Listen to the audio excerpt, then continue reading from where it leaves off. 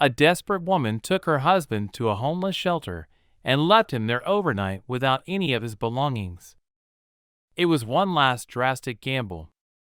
But when she checked the security cameras a few days later, she couldn't believe what had happened. Hello everyone. I'm excited to share a new story with you. Sit back and enjoy. Mark was on a roll, or so he tried to convince himself. Hunched over the computer with trembling hands, the screen was filled with numbers flashing brightly and insistently. He was caught up in something he couldn't quite explain, even though he called it investing. They weren't investments. Anna, his wife of 10 years, knew all too well that these late-night sessions, fueled by takeout containers and empty promises, were a problem. They were eating away at her life. Just when Anna thought things couldn't get any worse, her stomach sank as she stared at the empty velvet box where Mark's grandmother's antique heirloom had nestled since their wedding day. The ring was gone, no doubt, now in the pawn shop where her other possessions had ended up. It was a breaking point, the latest in a series of careless decisions. Her eyes traced the faded inscription inside. Always and forever. A bitter laugh escaped her. How many had he sacrificed lately?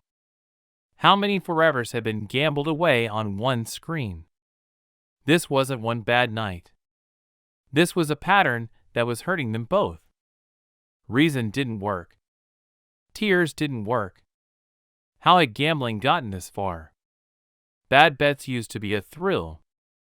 Now they were an anchor, pulling him down, pulling Anna down with him. Her fingers reached for the phone before her courage could waver. There was only one roll of the dice left. Sarah, it's Anna.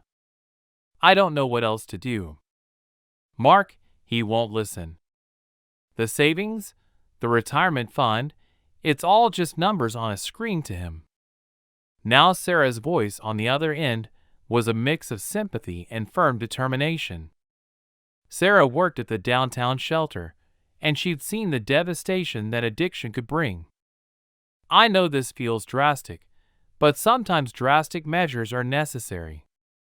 Bring him in tomorrow under the pretense that he is well. It won't be pretty, but it might be the thing that finally opens his eyes. This was her last desperate attempt to hope that the man she loved was still in there somewhere. A battered taxi screeched to a halt outside her apartment.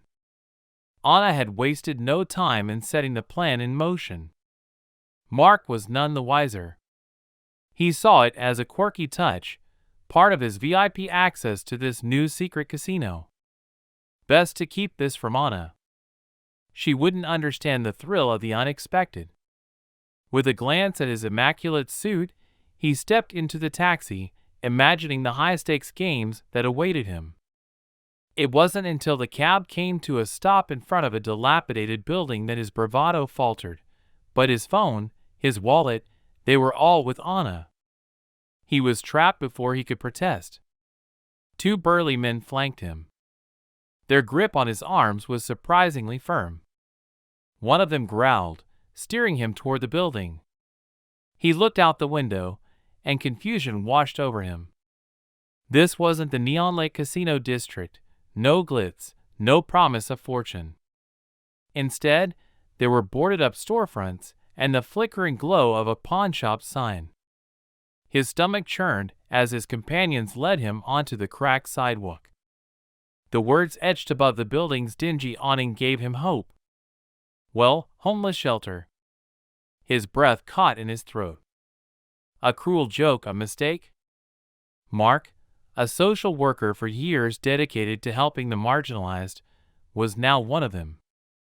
His frantic gaze searched for an escape route, but the taxi had already pulled away, leaving him alone with his companions. Anna had been more ruthless than he had ever imagined. The safe house wasn't like anything he'd ever imagined. The doors were apparently locked for security, or so they said, harsh lights, the smell of disinfectant, and a constant buzz of restless people. It was the eyes he couldn't shake. a woman slumped on a bench, her gaze vacant, or the man with trembling hands and a desperate plea for change. His expensive suit felt ridiculous, and his mind was a blur of broken sleep and panicked dreams in which Anna's face seemed to taunt him. One afternoon, he saw her pull up outside. A flash of her old life rage flared, then fizzled out. How had he fallen so far that she had to take such drastic measures? "Mind if we join you?" A thin woman with kind eyes sat next to him, a younger man hovering protectively nearby. "I'm Eleanor. This is my son, Tom." Mark murmured his name, surprised by her warmth. He wasn't used to kindness in this place. "We heard you talking to an intake worker yesterday," Eleanor continued. It seemed like they'd been in places like this before. Mark shifted uncomfortably. He didn't want to talk about it, didn't want to explain how he had ended up here. Her story came out in hesitant fragments. Her husband had lost their pension fund. A lifetime of work gone in an instant. It promised to be a sure thing. Tom murmured, his voice laced with bitterness. High returns, low risk, all the usual lies. A knot of shame tightened in Mark's stomach. He knew those lies only too well. Days later, Eleanor approached him, a worn paperback in her hands. "They have a group thing in the rec room. You should come, it might do you some good." He wanted to scoff, but there was an unexpected steel in her eyes. "Besides," she added with a wreathed smile, "it can't be any worse than that scowl you wear every time the news is about something that bothers you." The question hung in the air. Annoyance flickered, but before he could answer, he heard Tom choking out a desperate phone call in the hallway. "Kate, I don't know how much more of this I can take." He was on the phone to his ex-partner, begging for help, a sign of his desperation. That night, as the urge to gamble clawed at him, Eleanor's face floated through his mind. "They come in the gamblers," she'd said. Sadly, at first it's stories, bad luck, wrong choices. Then, well, you see for yourself, the realization hit him with icy clarity. This wasn't a game. These were the stakes. This was who he was becoming. Mark knew he had messed up, but he could fight back and at least help the others. He wouldn't let them down. His chance to help soon came when Eleanor was filling out some paperwork. She couldn't navigate the maze of aid forms, but Mark could dig deeper and find a loophole. A tiny chance at subsidized housing, meant for those whose hardship was someone else's fault. It was a long shot, but it was a spark. When Tom saw his mother's face light up, the scowl faded. "How did you know? I used to help people with that kind of stuff?" Mark's voice was barely above a whisper. Tom narrowed his eyes. "Sounds like you know this place too well." "Let me guess, you're another gambler who lost everything? Is that it?" Mark had a choice, lie or risk shattering. The fragile trust Eleanor had placed in him something like that? Mark admitted. The word spread like wildfire through the worn-out apartment complex. "Mark," they whispered, "Mark, the ex-housing guy." Within days, a line formed outside his door. People facing eviction notices, fists clenched, eyes wide with the despair of delayed benefits lost in a maze of red tape. He knew how to navigate it now. There was something almost satisfying about using his old skills, not for the profit that once fueled his addiction, but to twist the system in favor of those it was designed to crush. These sleepless nights were different. Now the relentless urge to gamble still clawed at him. A phantom pain from a life he tried to leave behind, but the faces of those he'd helped, the woman with trembling hands clutching a newly approved application. The exhausted single father, blinking back tears as he broke the news to his two bewildered children, was a stronger counterpoint. They became his lifeline. One night, however, the craving turned into a full-blown panic attack. He found himself on the floor, gasping as the world tilted on its axis. It was a grizzled old man with missing teeth, a man who understood battles fought in a dingy apartment as well as in Vegas casinos, who offered a cracked mug of something bitter that calmed his racing mind and brought unexpected calm. Sarah, her friend from the shelter, had gotten the surveillance tapes for her. A way for Anna to see the brand she'd barely recognized. The grainy security footage flickered on the screen, a silent record of the daily hustle and bustle of the shelter. Anna's fingers tightened on the mouse as she scanned the footage, her stomach turning. It moved among the worn faces with a quiet efficiency. Not the Mark she remembered, but a stranger marked by a newfound purpose. He offered a worn blanket to a shivering woman. His smile was strained but genuine. He listened patiently to an elderly man's rambling tale. His own momentary exhaustion at getting Sarah had been right. It was hard for Anna to reconcile this new, helpful Mark with a man who had broken her trust by gambling away their future. But she also saw the toll the shelter had taken on him, the haunted look in his eyes. Then there was Eleanor, approaching Mark with tears of gratitude. "You found a way to get us shelter.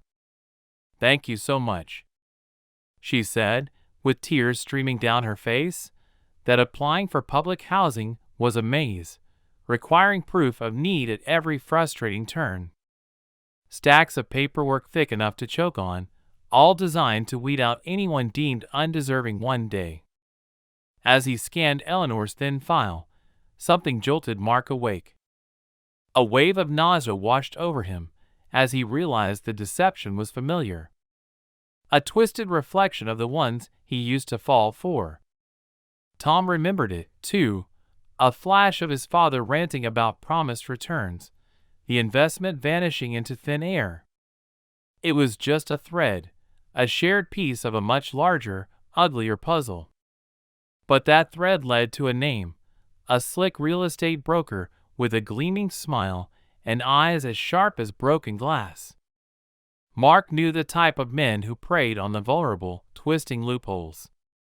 Until their scheme seemed legal, the odds were hardly stacked against them. But this time, with a weapon forged in his own bitter experience, maybe, just maybe, he could give them a chance to reclaim some of what had been stolen. It was more than a name, it was a spark of defiance, and in a world that had taken so much, it might have to be enough. Stepping back into the safe house felt like crossing a threshold into the past. Anna braced herself for Mark's anger, the reproach in his eyes. After all, she was the one who had left. Mark hadn't slept. His suit was wrinkled, his eyes bloodshot, but there was a steely determination she hadn't seen since before Anna. His voice faltered. "Then calm words mean nothing. Now I know, but look," he spread out the files. The evidence meticulously laid bare. "I know this world.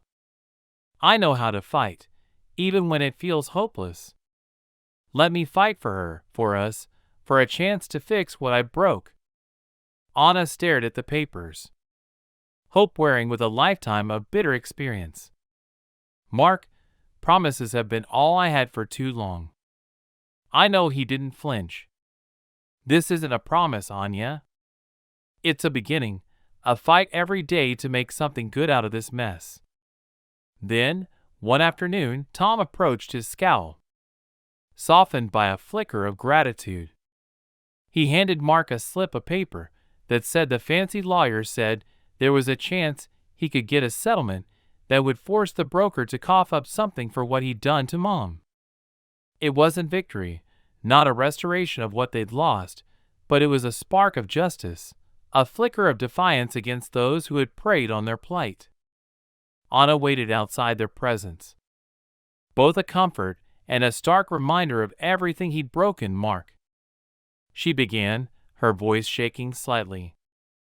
"I've seen what you've done for Eleanor and Tom, but it doesn't erase what I've done. Anya, he said, the weight of guilt still heavy on his shoulders. But maybe it proves that I'm fighting back, not just against what happened out there, he gestured vaguely, but against what's inside of me. Understanding warmed her eyes. Sometimes her voice grew stronger. Now those inner battles are the ones that leave the deepest scars, but they also teach us how to heal. He reached out, and she took his hand. The gesture was tentative. A fragile bridge. Can we at least try? He asked, a flicker of desperate hope in his voice. Anna nodded, a tear sliding down her cheek, leaving a shimmering trail. We can try, she echoed. It won't be easy, but fighters, her voice shook slightly before she continued. Fighters always find a way out. I love this story. I would be very happy if you write your impressions of this story.